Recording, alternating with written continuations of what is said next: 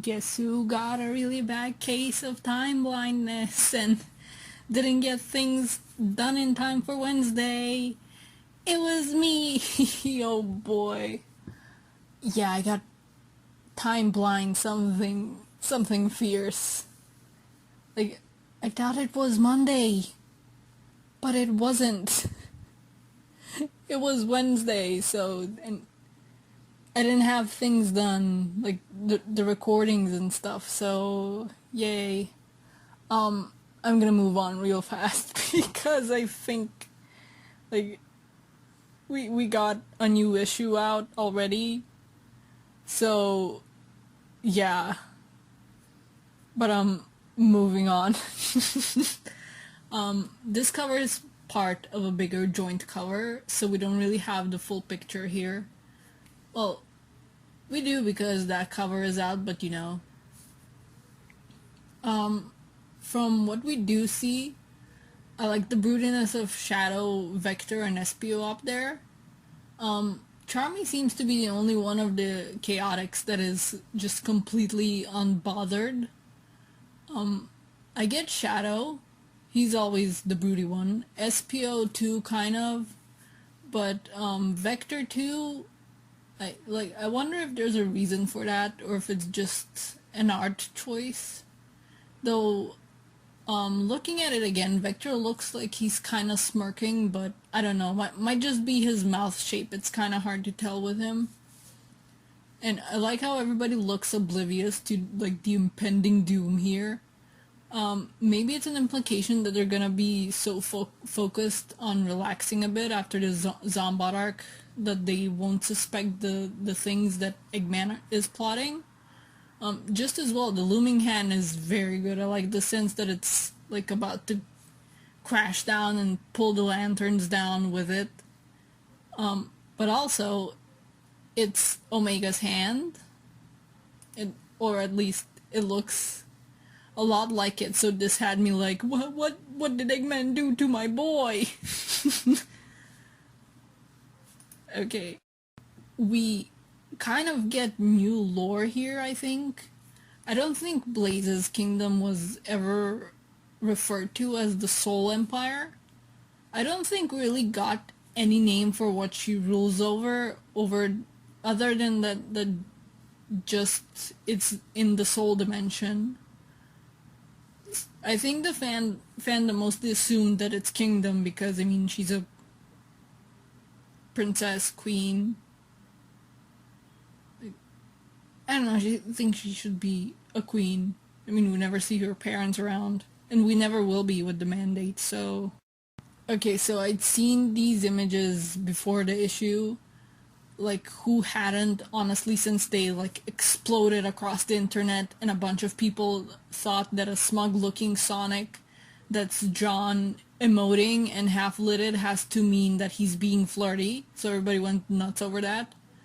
I don't think he's flirty. Like, yeah, I'm a bit salty that this isn't the first time the fandom has exploded over something like this with the comics. But at least this time they aren't claiming that a half-lidded cartoon hedgehog shouldn't be in a kid's comic, like they did with one of the Archie covers. Anyway, salt aside, Sonic lost his memory, which, fair, I mean, he got exploded out of his super form and into a completely different dimension. Head first, probably, knowing him. He's also taking on the name of Mr. Needlemouse, and I like the parallel with Eggman when he lost his memory there. Like, both names start with Mr., and Eggman had his prototype good guy design that he had in the concept art for Sonic 1, before it was even Sonic 1, whereas Sonic now bears his own prototype name.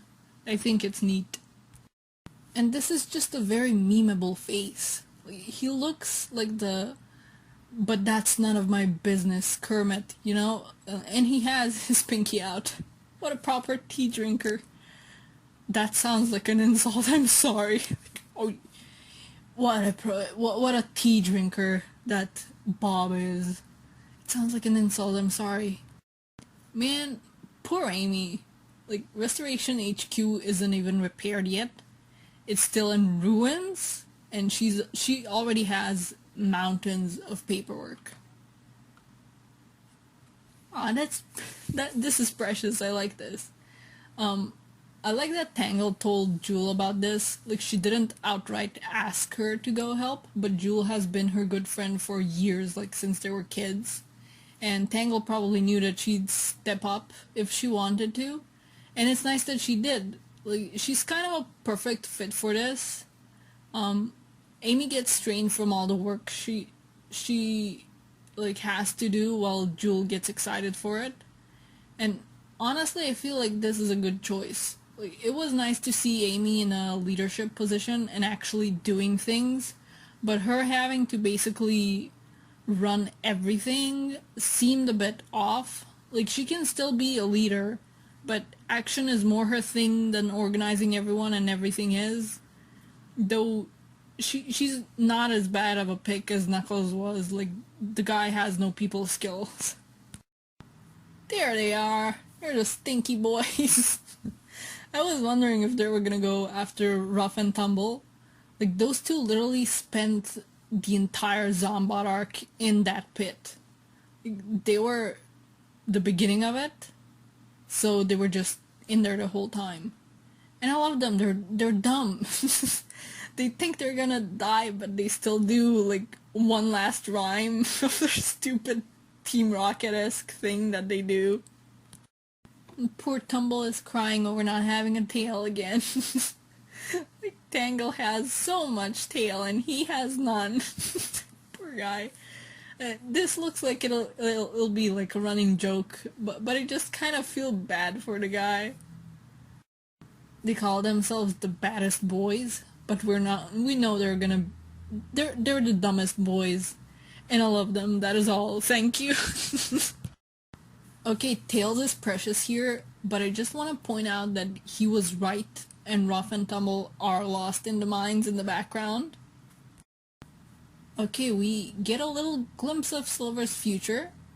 They saved it this time, and from Silver's point of view, I think this is the first time the future turned out alright since Forces began, like timeline-wise. First he came up because Eggman messed up the future in Forces, and after that when he came back the whole Zombot stuff had happened, so it still wasn't good. And I have a little note that's probably wishful thinking, but with Evan Stanley stepping up as writer, or like co-writer, I think, because like Ian Flynn is still gonna be involved, in the writing process.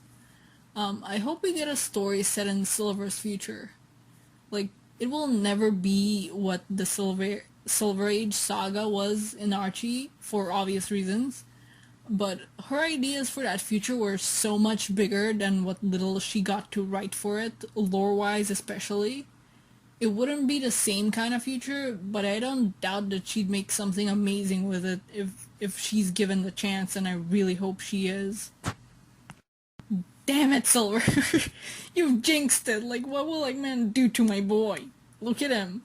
Like, yeah, he's rebuilt, but, Silver's jinxed it. I love Omega so much. Like, even when he's in danger, his dialogue is freaking hilarious.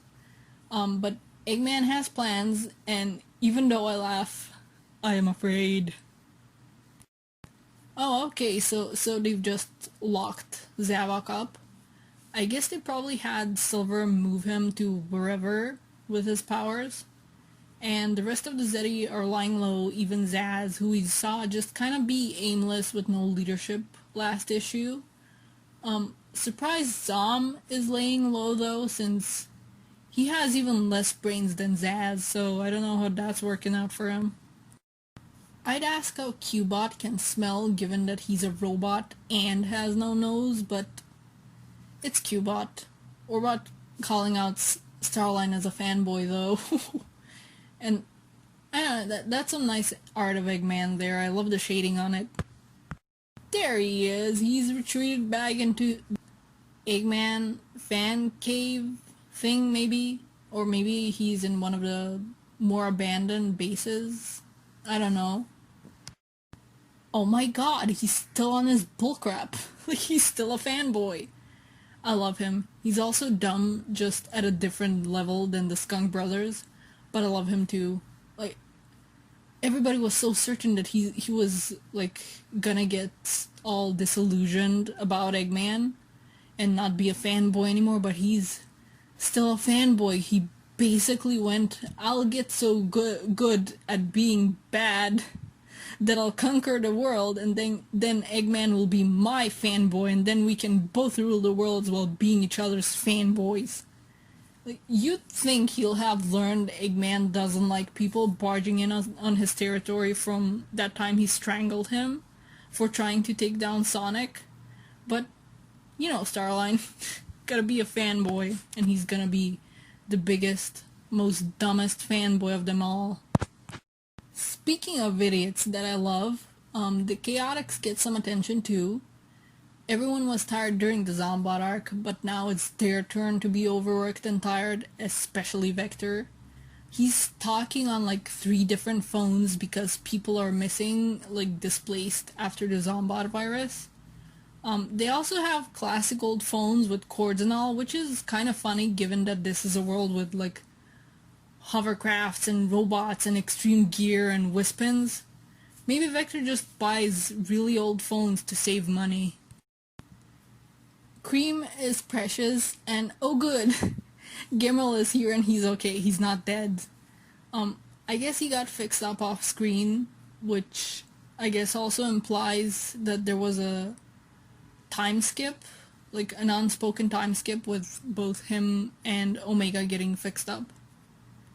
And oh boy, they're poking the shippers. Anyway, Vector is a dork, and I'm pretty sure by the time they get to all the missing persons cases, he's gonna have PTSD from all that phone ringing. Vanilla just took care of business, and the Chaotix can go do their jobs. I like this. I like that Vanilla seems to have more of a personality, and that she just, you know, did something. Like, she organized things and gave everyone a task to do. Like, there's usually not much to her other than being Cream's mom. So, I like this. This is nice. Nice. I'm loving the art in this issue. I guess floating platforms are just an actual thing in Sonic's world outside of gameplay too. They're clearly illustrated here, like they're floaty. Shadow's basically brooding over having been dumb during the Zombot arc. Like, dude, of course it was a warning. Everyone else was turning into Zombots. Like, why wouldn't you? He also feels like he owes Sonic, but now he's gone. Having lost Omega probably isn't helping either. But you know, they're totally not friends, you guys. Oh, Jet. Never change. Everyone's having a party now, even the background sheep character is here. She had a name. She does have a name, I just constantly forget it.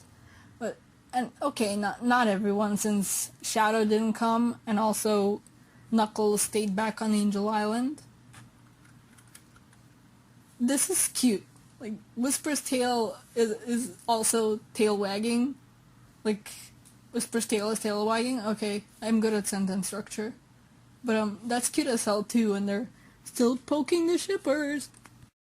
This attack is just basically like, oh my god, Eggman, just let people rest. I mean, I'm sure they've rested, they look rested, there was a time skip probably, but they didn't even finish the party and Eggman's already crashing it. Like, I guess we'll see his mech if, like, actually having to do anything with Omega next time, because here we just have the implication with the arm, but not Omega actually being visible or silhouetted himself. I don't think I have much closing rambles on this one beyond any rambles I've had during the whole video.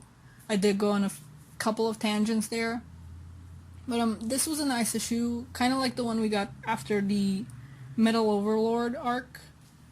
It was a nice breather after a long stressful arc before the next adventure really gets going. it was nice to see what everybody's up to. I like the addition that not everything is fine after this, and that there's people missing because they were wandering around as zombots and ended up displacing themselves or got displaced by the Zeti controlling them. Overall, it was a nice issue that allowed its readers to breathe more while also letting them know not everything is back to normal, and I think that's nice. Since the next issue is already out, I think I'm gonna be getting to that and actually having it out next Wednesday. But yeah, see you when I see you. Bye bye.